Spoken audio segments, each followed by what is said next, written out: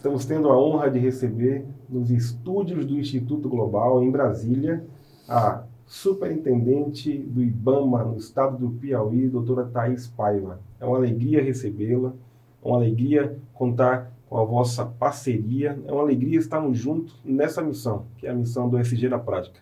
Estamos aqui agora também com o nosso chairman, o chairman do Grupo Arnone, fundador, diretor do Instituto Global, para tratarmos essa pauta, que é uma pauta iminente no Brasil e no mundo.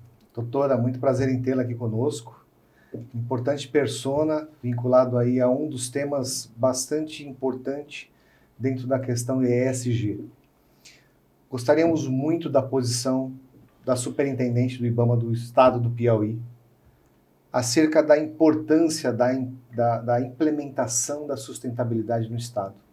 Gostaria um pouco da visão da doutora em termos do que podemos perseguir, o que o estado hoje tem em visão, né? Aqui a conversa é livre, não temos A, B e C. Aqui você vai expor aquilo que é o que você tem, aquilo que você pretende. O trabalho que nós podemos, em conjunto, somar, é tudo vinculado à questão da sustentabilidade. Então, aqui, agora a palavra é com a senhorita, né, referente a um pouco do que é ser superintendente do Instituto do IBAMA no estado do Piauí. Por favor. Primeiro, boa tarde. Queria agradecer aqui o convite de estarmos aqui no estúdio do Instituto Global, tá? Agradecer essa interlocução do Instituto com o estado do Piauí, por intermédio da superintendência do IBAMA no estado, e dizer que nós recebemos a missão de ser superintendente do IBAMA, uma missão extremamente desafiadora. Eu não tinha antes ocupado nenhum cargo federal. Os cargos que eu ocupei antes de gestão foram cargos estaduais, Instituto de Previdência e Assistência do Estado, Secretaria de Turismo, Escola de Trânsito do Detran, e eu já sou advogada, já há muitos anos, não posso dizer assim, há muitos anos que você vai depor contra mim pela idade, né? Mas, enfim, e nós nos deparamos com um instituto extremamente técnico, de uma importância sobremaneira para pautas das mais diversas, nesse ambiente macro que se fala de proteção ambiental, de sustentabilidade, de vida, de natureza, não é? De saúde única, onde você engloba a saúde animal, a saúde humana. Então, é um leque de amplas atividades finalísticas que o IBAMA tem e que o IBAMA se envolve na linha de frente, não só na atuação, quanto na legislação, quanto eu estou vendo quanto o IBAMA é demandado em diversas discussões no âmbito do Poder Judiciário, no âmbito do Ministério Público. Sempre o IBAMA é trazido para dentro das pautas de discussões como esse instituto, como esse órgão institucional do meio ambiente, e que ele, então, tem esse condão de dar as diretrizes. Então, o maior desafio que eu enfrentei foi de ver que a sociedade, ela não vê, não chega até a sociedade, as inúmeras atividades que o IBAMA está envolvido, as inúmeras atividades às quais o IBAMA está na linha de frente. Se você for perguntar para qualquer pessoa da sociedade, qual a imagem que você tem do IBAMA, ou essa imagem é desconhecida, ou é a imagem de um órgão meramente fiscalizatório, de um órgão meramente truculento. E isso não é verdade. Por trás disso, existe um órgão extremamente técnico, existem pessoas extremamente capacitadas e que a gente precisa mostrar a interlocução desse trabalho para a sociedade. A gente precisa trazer o IBAMA nessa pauta interinstitucional e nas pautas que são relevantes para a sociedade, para que a gente possa, então, trazer realmente uma solução, trazer realmente a prática disso. Então, o IBAMA muitas vezes está envolvido em discussões e a sociedade não sabe, discussões positivas, prevenções extremamente de relevância, não só para essa geração, mas para gerações futuras. Para ter um futuro. Para ter um futuro. Então, a gente precisa, o maior desafio que eu vejo hoje é exatamente buscar essa relação IBAMA e sociedade. Mostrar que o IBAMA ele não está para ser o impedimento, ele não está para ser o impositivo, mas que a gente precisa justificar o porquê das atitudes do IBAMA. E também, por que não? A gente precisa a todo tempo estar se reciclando, estar tornando o órgão importante dentro das pautas discutidas, sejam elas na sociedade, no legislativo, no judiciário, para que a gente possa, então, trazer uma solução atual e uma solução que seja realmente proveitosa para o futuro. Essa é uma das missões do IBAMA. O IBAMA tem essa missão macro. Então, é um desafio porque o IBAMA é muito mais do que a imagem que a sociedade tem hoje dele. Existe o IBAMA um tem estigma, um papel né, doutora? Exatamente. Um estigma Existe negativo. um estigma negativo. Um estigma negativo, por exemplo, que o IBAMA é contra o desenvolvimento. Não, o IBAMA não é contra o desenvolvimento. O IBAMA é a favor do desenvolvimento, mas um desenvolvimento sustentável, um desenvolvimento duradouro, um desenvolvimento que a gente possa realmente, daqui nas próximas gerações, a gente entenda o motivo. E eu acho que uma pauta importante que foi discutida recentemente foi a questão de um dos componentes de resíduos tóxicos, de toda sorte que houve uma ampla discussão, uma ampla pressão do agronegócio, à primeira vista, informando que não, que seria extremamente, uma discussão no âmbito dos agrotóxicos, que não poderia-se, então, proibir a utilização daquele componente. E depois de uma reunião em que foi recebido pelo presidente do IBAMA, vários representantes do agro, eles entenderam o motivo, eles entenderam o porquê disso e os benefícios. Então, às vezes, é necessário essa comunicação assertiva. É necessário o como você vai dizer, o porquê que as coisas estão acontecendo. Porque, às vezes, aquilo é recebido pela sociedade ou pelas entidades como se fosse um impedimento ou uma mera atitude de firmar posicionamento do órgão. E não é isso.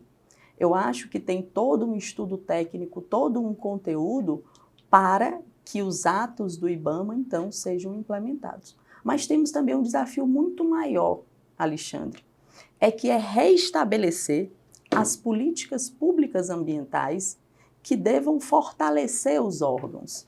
Por quê? Hoje o IBAMA, e eu posso falar não só na Superintendência do Estado do Piauí, mas em todo o Brasil, a gente tem uma quantidade muito pequena de servidores.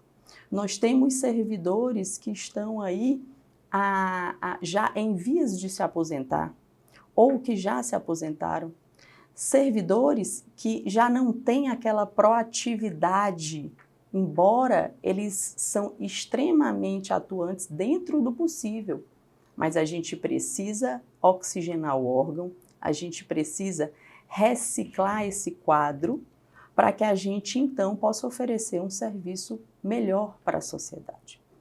Mas a gente não pode, então, receber essa missão de ser superintendente, identificar os pontos, diagnosticar. Eu digo que eu cheguei em julho de 2023 e que eu estou até agora diagnosticando, não é? Conhecendo o território. Conhecendo o território, entendendo as dores, então, desse órgão, entendendo, então, exatamente a real missão do órgão e para que eu possa, então, ter aí algum projeto para que eu consiga implementar e, então, deixar a nossa contribuição, a nossa humilde contribuição, porque eu acho que, já dizia minha avó, que não tem ninguém que tenha tanto que não possa receber e não tem ninguém que não tenha tão pouco que não possa oferecer, né? Então, eu acho que eu posso, que eu tenho e que eu devo dar a minha contribuição por onde eu estou passando agora, então, nessa gestão. E o que eu digo é que a primeira coisa que eu vejo que eu posso fazer é isso. É tentar trazer a sociedade para que ela entenda a situação do órgão, que ela entenda o potencial que o órgão tem e que a gente possa melhorar essa comunicação. Como é que eu posso, então, fazer a interlocução do Instituto com a sociedade em geral? Com todas as representações que buscam a superintendência, seja ela de posicionamento que seja conflituoso ou de posicionamento que seja convergente à atual posição, atual diretriz do órgão hoje, não é? Então, eu acho que isso eu posso fazer e isso já estou tentando implementar, da gente escutar. Eu acho que o órgão, e aí eu falo aqui como dirigente do órgão estadual, no estado do Piauí, eu busco escutar a todos, as reivindicações, o que nós podemos ser parceiros, não é? Dar capilaridade a boas práticas, dar capilaridade a ações, a projetos que sejam de proveito para o meio ambiente e para o nosso estado. Então, essa eu vejo que é onde eu posso inserir desde já uma atuação, uma atitude propriamente dita. Porque as dores que o órgão já adquiriu aí, hoje ele fez 35 anos, hoje não, perdão, dia 22 de fevereiro, foram 35 anos do órgão. Então, é muito embrionário o IBAMA, mas olha o peso que ele já tem dentro da sociedade. Olha o trabalho importante que o órgão já tem.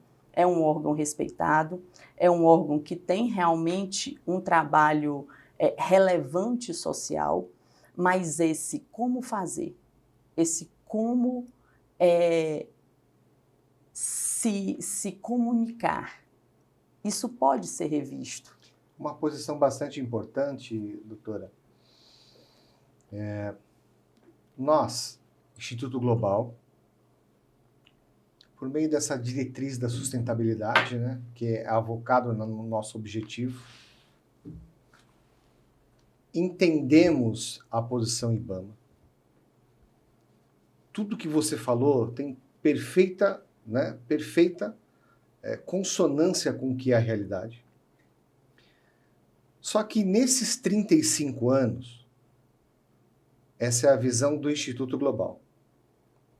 Não houve essa interação que você está falando que precisa ter, né? Que interação é essa? Sempre na mídia existem divulgações de ações de poder de polícia, né, praticado pelo IBAMA. Só que não existe a divulgação da parte educacional. Você tocou num ponto espetacular. Eu sou professora, não é? Não estou professora, porque diante de tamanhas atribuições não me permitem estar na sala de aula hoje. Mas eu tenho essa veia acadêmica, minha mãe é professora, então desde pequena a gente tem isso enraigado, e digo que é uma pauta que eu estou 100% inserida nesse momento. Isso é muito importante. A educação ambiental, ela, e não só a educação ambiental, né? Parece até um discurso por discurso, a educação muda tudo. Sim. Mas é isso. E mesmo isso, quem não escuta essa frase desde que nascemos, principalmente num país como o Brasil e no meu estado. Meu estado é um estado pobre, que oferece poucas oportunidades, né? Que as pessoas não têm oportunidades, são pessoas pobres. Então, elas precisam de educação. E se você observar, no Piauí, todos aqueles que tiveram oportunidade de educação prosperaram. Isso você pode buscar. Quando eu fazia vestibular, que a gente viajava fazer vestibular, sempre perguntava, tem um piauiense? Vixe, é menos uma vaga, né? E hoje você vê inúmeros piauienses que se destacaram no que fazem, seja na área jurídica, seja na área da medicina, seja na área da política. Nós temos muitos piauienses que se destacavam. Então, o foco da educação ambiental, ela deveria ser o carro-chefe. Por quê? Porque eu só vou ter mudança de comportamento se eu tiver conscientização, se eu tiver capacitação. E veja só, qual é a intenção, então, do órgão? Vamos lá, nós temos o poder de polícia? Temos. O órgão tem o dever de fiscalizar de forma incisiva? O infrator. Tem. Ele tem esse dever. Está lá, é fato. Mas a intenção não deve ser essa, fiscalizar por fiscalizar. A intenção tem que ser a mudança de comportamento. O importante, ou o que nós queremos, é que a fiscalização do IBAMA chegue lá e que esteja tudo ok. Que não exista nenhum infrator. Que todas as boas práticas estejam sendo praticadas. Que a legislação ambiental esteja sendo cumprida por todos, seja pelo pequeno produtor, seja pelo grande produtor, no que tange ao bioma da Caatinga do Cerrado, que é o que temos no Piauí. Vou puxar para a minha região. Então, o que a gente quer é isso. E se você for observar, nós temos sim boas práticas sendo exercidas pelo pequeno, pelo médio, pelo grande produtor. E se você for observar, eu já fiz algumas ações de educação ambiental e todas elas foram na escola, diretamente. E diretamente ainda com crianças. Porque se você vai falar de fauna, por exemplo, no Piauí a gente tem uma grande prática, né? Isso também está enraizado aí nas nossas origens, na nossa ancestralidade, de você pegar o pássaro, colocar, levar para casa, o papagaio, enfim, que são animais silvestres, não é? E aí o que se faz? Meu avô fazia, minha mãe faz, todo mundo faz, então eu acho que aquele hábito, ele é correto. É normal. Não é? Então, quando a gente chega e explica para a criança e informa que aquele ser tem um habitat natural e que ele merece e precisa estar lá, até para que novas gerações, então, consigam ter acesso, saber o que é um papagaio, entendeu? Por exemplo, a gente precisa cultivar isso. A gente precisa. E aí, nas escolas, quando a gente começa a trabalhar isso com as crianças, eles chegam em casa e falam para os pais. E aí, o pai já fica naquela situação, poxa, eu estou fazendo algo. E há uma mudança de comportamento. Então, ou a gente trabalha a educação ambiental em todos os sentidos, principalmente nas crianças, ou não vai. Mas a gente precisa trabalhar, já tratando do ESG, por exemplo, a comunicação, a capacitação, que é uma educação ambiental, por exemplo, com as empresas, por exemplo, com as entidades, entendeu? Fazendo seminários, fomentando, divulgando, por exemplo, legislações que são realmente muito técnicas e muito específicas, que às vezes a sociedade ela desconhece ou não sabe como fazer. Aí que está o ponto, o desconhecimento sobre a legislação. O que a gente sabe que é advogado, que isso não pode ser alegado. Ninguém pode alegar que desconhece a lei. A lei está aí para todos.